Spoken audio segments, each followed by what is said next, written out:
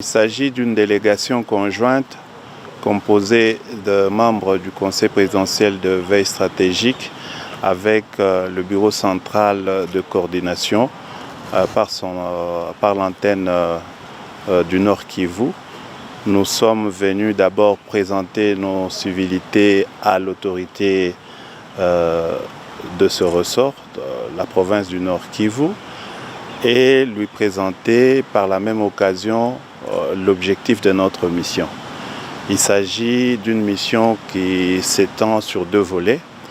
Le premier volet concerne le suivi, évaluation des travaux du programme de développement local de 145 territoires qui sont gérés, chapeautés dans ce ressort par le bureau central de coordination.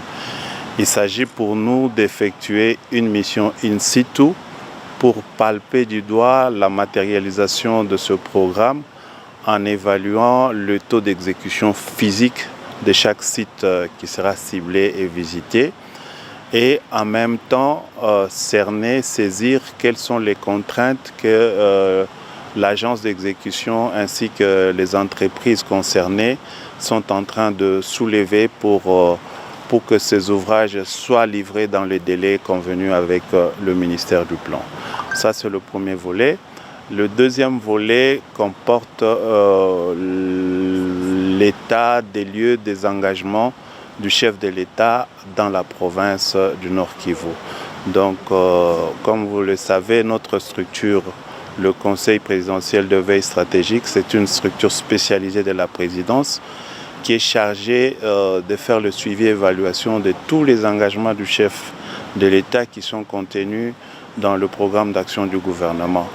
Alors, ce programme ne s'exécute pas seulement au niveau de Kinshasa, mais s'exécute aussi dans les provinces. Alors, à travers cette mission, nous voulons dresser un état des lieux sur la mise en œuvre des engagements du chef de l'État dans la province du Nord Kivu, et surtout des engagements phares, emblématiques du chef de l'État. C'est dans ce sens que nous avons passé en revue ensemble avec l'autorité provinciale tous les grands chantiers du chef de l'État dans cette province, au niveau des infrastructures, au niveau de la couverture santé universelle, au niveau de la gratuité de l'enseignement et aussi au niveau du programme de désarmement, démobilisation et stabilisation communautaire.